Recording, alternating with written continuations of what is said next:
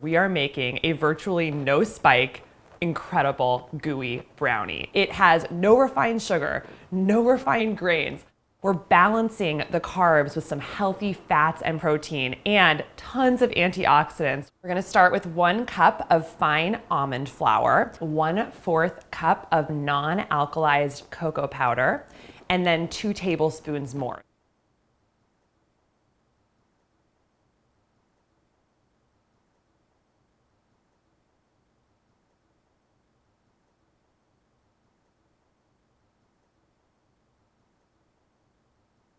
I set the oven to 350 degrees and we're gonna bake for about 20 minutes. Last step, throw some more of those chocolate chips on top, just sprinkle them, and then sprinkle some of those pecans that we chopped on top.